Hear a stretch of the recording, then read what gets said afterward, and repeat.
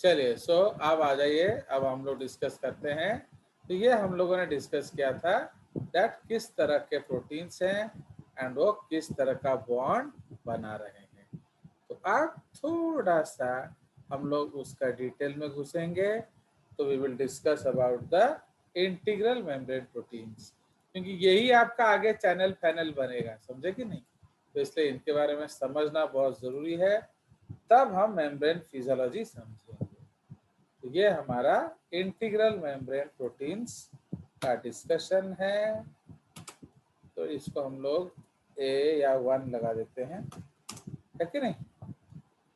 Now, most integral proteins function in the following capacities: as receptors that bind specific substances at the membrane, as channels or transporters, okay, or as agents that transfer electrons during the process of photosynthesis. ठीक है, तो ये अलग अलग capacity में ये लोग काम करते हैं। तो इसको कुछ छोटा कर दिया जाए, इलेक्ट्रॉन्स ऐसे लिख लेंगे हम लोग, है कि नहीं, चलेगा। Yes, sir.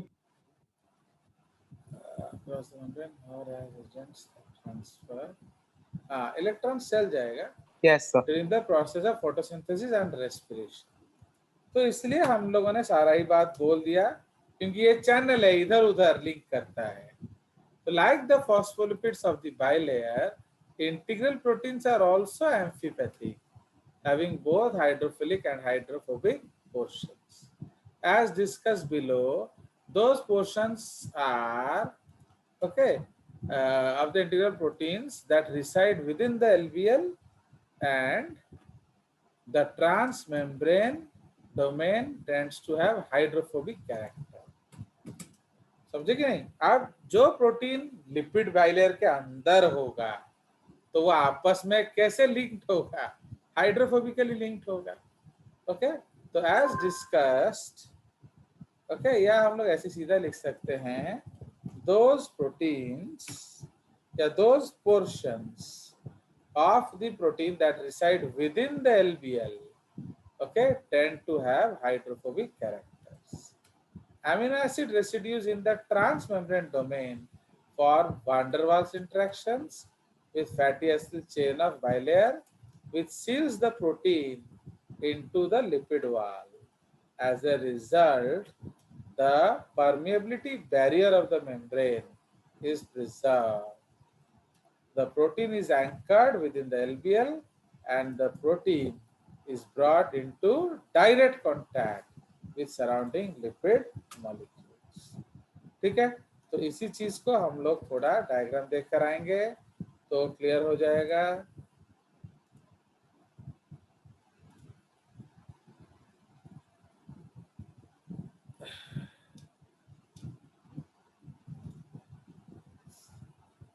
ये देखिए, तो नाउ सपोज हम लोग ये वाला पार्ट देख रहे हैं, फाइन। तो ये जो पार्ट है या ये जो पार्ट है, दिस पार्ट, है कि नहीं। तो ये जो पार्ट है, ये जो पार्ट है, ये तो चारों तरफ होगा ना। ये तो 2D में इसलिए आपको 2 लाइन दिख रहा है, ये all Yes, sir. Around the protein होगा। तो यहाँ किस तरह का इंटरेक्शंस होगा, तो यहाँ आपका Hydrophobic. Yes van der Waals interactions, hydrophobic interactions, ये सब होंगे। इससे क्या हुआ, ये जो स्ट्रक्चर को कस के पकड़ के रखा है, ये हिलने वाला नहीं है, ठीक है। बट उसके अंदर जो चैनल होगा वहां कौन से अमीनो एसिड्स होंगे, वो हाइड्रोफिलिक होंगे। अंडरस्टूड। तो अगर आप एक चैनल प्रोटीन देखते हो तो बाहर वाला हाइड्रोफोबिक होगा एंड जो चैनल वाले अमीनो एसिड्स होंगे वो हाइड्रोफिलिक होंगे।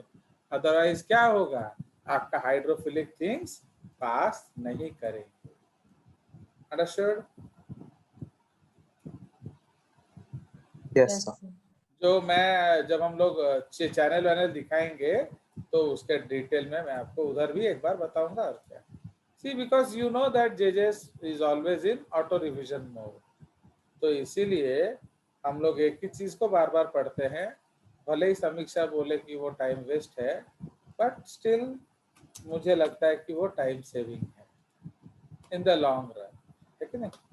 तो according to current consensus, most of the lipid molecules that make contact with transmembrane proteins, okay तो जो आजकल की बात है, तो ओके जो डोमेन है, they are simply but bystanders and are rapidly exchanged with other lipid molecules। मतलब पहले हम लोग क्या सोचते थे, बहुत तगड़ा बॉन्ड बनाता था, हिलेगा डुलेगा नहीं, बट आजकल थोड़ा अलग आइडियाज हैं। फाइन। सो आजकल हम लोग क्या कहते हैं, that they according to current most of the lipid molecules that may contact with a transmembrane domain, okay उसको डोमेन माने जगह है, ओके आर सिंपली bystanders, ठीक है, मतलब वो जस्ट पास में रहते हैं, okay with a transmembrane domain are simply passive bystanders and are rapidly exchanged with other lipid molecules in the bilayer. Okay, there is so there is increasing evidence, however, that certain sites on the surface of many membrane proteins do form important functional interactions with specific lipid molecules। माने ये कोई ऐसा fixed static सा चीज नहीं है, इसमें थोड़ा क्या, थोड़ा थोड़ा एक्सचेंज भी या आदान प्रदान भी होता है, okay.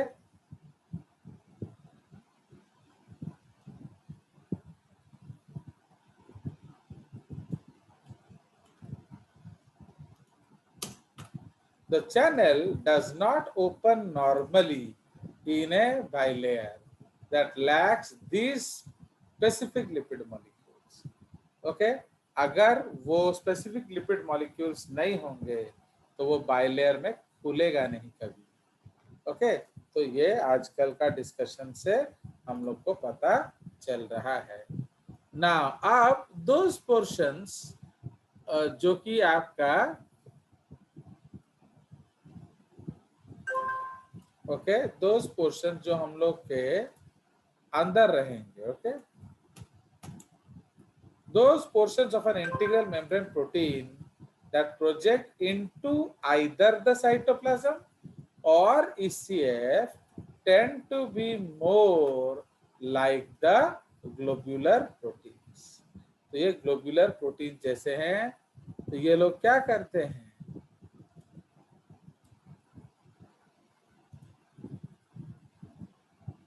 what they will do, so these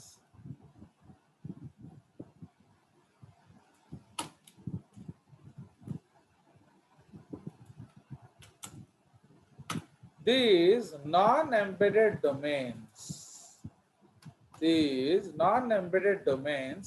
tend to have hydrophilic surfaces that interact with water soluble substance, low molecular weight substrates, hormones and other proteins at the edge of the membrane, मतलब जो बाहर है, समझे कि नहीं? So those portion of an integral membrane protein that projects into the outside, माने जो उस तरफ होगा या इस तरफ होगा, tend to have be more like globular proteins। those non-embedded domains, क्योंकि ये लिपिड membrane में एम्बेड नहीं है, are hydrophilic and ये अलग अलग मॉलिकुलर वेट छोटे छोटे कंपाउंड्स हार्मोन्स प्रोटीन्स को बाइंड करता है। ये बहुत सारा चीजें हैं, आप देखोगे जी प्रोटीन, एक्चुअली जब हम लोग पढ़ेंगे अलग अलग फिजियोलॉजी तब ये इसका एप्लीकेशन आपको समझ में आएगा। जो जी प्रोटीन है वो कहाँ होता है, आईसीएफ साइड में, एंड वो भी एक मैप होता है, मेम्ब्रेन एसोसिएटेड प्रोटीन होता है, समझे कि नहीं। तो इसीलिए ये सारा चीजें हम लोग फिजियोलॉजी में जब पढ़ेंगे इसका आप मीनिंग समझेंगे।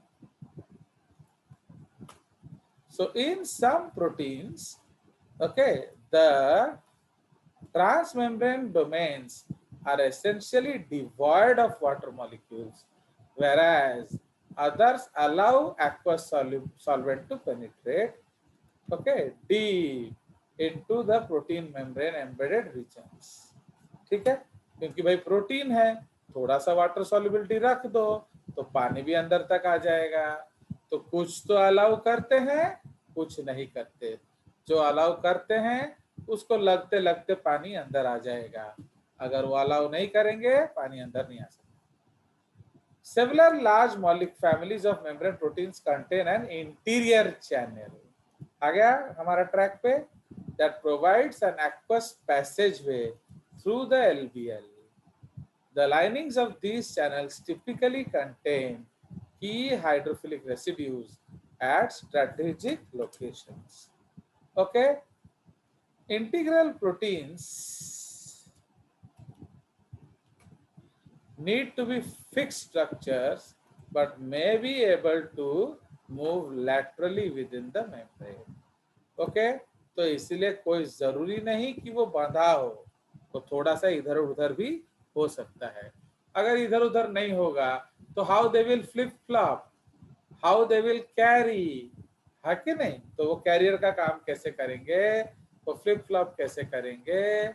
इसलिए वो माने एक्चुअली जो डायनामिक सेल मेम्ब्रेन है वो क्या कहता है, हर चीज चलते बुलते स्टेट में है, कोई hard and fast fix state में नहीं है। डू अंडरस्टैंड और नॉट। तो इसलिए nothing is in a fix state, everything is slightly movable and nothing to what, so nothing to worry about. ये तो हमने बाहर का जो देखा वो बता दिया। सो ये सेम कंसेप्ट आपके अदर मॉडल्स में भी था, starting from Davson Danielli and all. But Singer Nicolson model में यूनिक चीज क्या था कि हम जान पाए कि बहुत सारा सेल अंदर के तरफ भी, मैंने बहुत सारा प्रोटीन अंदर के तरफ भी होता है, एंड मैंने it is not necessary that they cross from one side to another.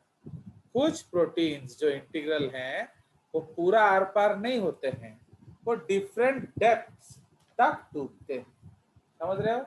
तो इसलिए तमें देखुच से भितर को जाउची ता माने नहीं कि से आर पार है जीव। Okay, it may go to different depths. तो इसका डिस्कशन किस चीज के बाद हुआ, बोलिए। तो which discovery led to this, actually Singer Nicolson model के पीछे मेन एक्टिविटी क्या था, the freeze fracture. Freeze fraction. So distribution of integral membrane proteins. तो फ्रीज फ्रैक्चर एनालिसिस, ओके, ये हम डिस्कस करेंगे। So the concept that proteins penetrate through membranes rather than simply remaining external was derived primarily from the result. समझ रहे हो, देखे कि नहीं। तो अगर आपको किसी ने फ्रीज फ्रैक्चर मेथड नहीं पढ़ाया, आप लोग का ये तो अलग अलग जगह आप पढ़ लिए हो, किसी ने आपको फ्रीज फ्रैक्चर के बारे में बताया है कि नहीं, बताइए। तो अगर उन्होंने नहीं बताया तो how did they explain the Singer Nicolson model, है कि नहीं। तो सिंगर निकलसन मॉडल बिना फ्रीज फ्रैक्चर के समझ में नहीं आएगा। Understood. So you have to use this method. तो actually what is freeze fracture method. So in this procedure tissue, okay, is frozen solid, कैसे, with liquid nitrogen. Nitrogen. Solid कैसे किया जाएगा? With liquid nitrogen, and then struck with a diamond knife blade which fractures the block into two pieces. Okay, as this occurs, the fracture plane often takes a path between the two leaflets of the leaflet. समझ रहे हो? तो जब हम उसको ठोक देते हैं बिल्कुल बीच में, तो क्या करता है, जो दो लिपिड लेयर के बीच में जो स्पेस है वहां एक क्रैक डेवलप कर जाता है। Understood?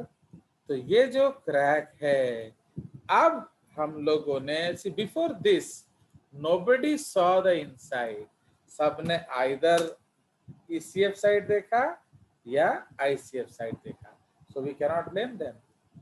So once the membranes are split in this manner, metals are deposited on their exposed surfaces to form a shadowed replica which is viewed in the electron microscope. भाई electron microscope तो living चीजों को देख नहीं सकता, तो इसलिए हमने उसको हैवी मेटल आयन से स्टेनिंग किया। तो why this is called metals are deposited, इसको हम लोग स्टेनिंग कहते हैं। Okay, on their expose. तो जब हमने स्टेन कर दिया तो वो बताया उसके सरफेस के बारे में, and we came to know a lot of this things. ठीक है,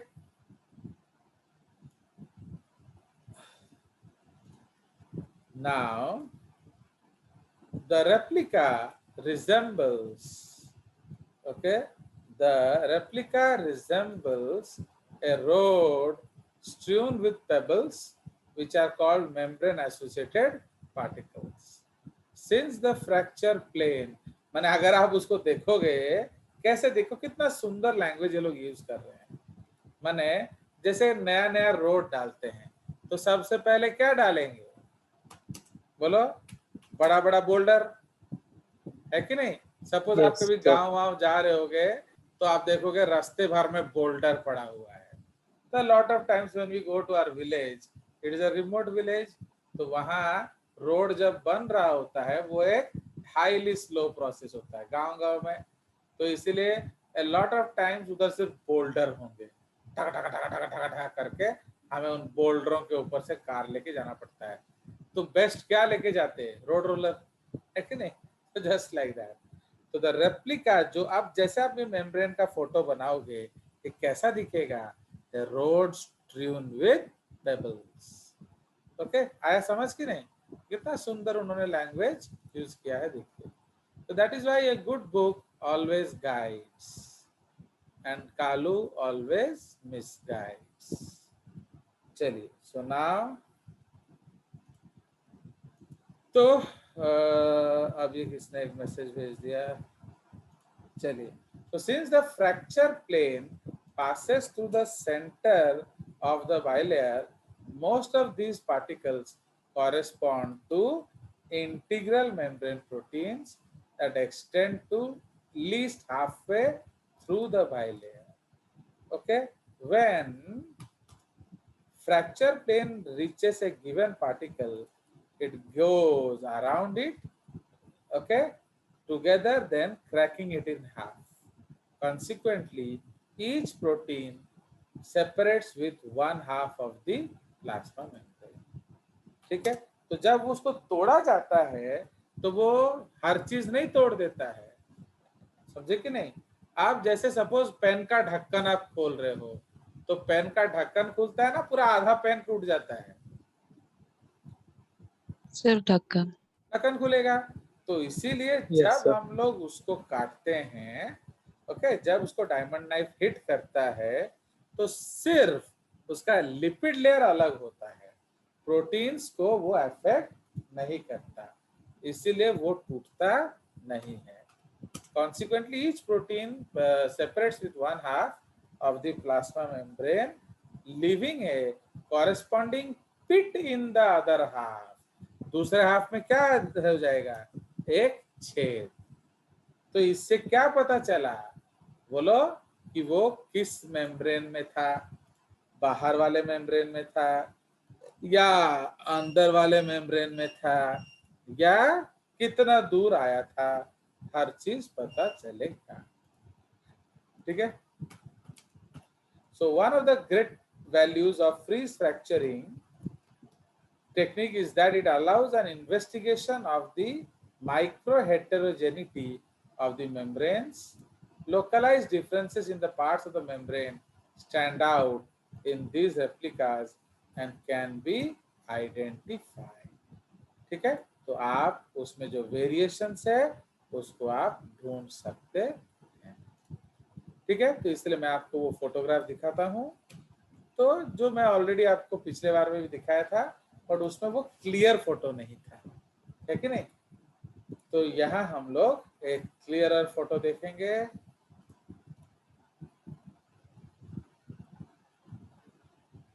तो इसको बड़ा कर दिया जाए।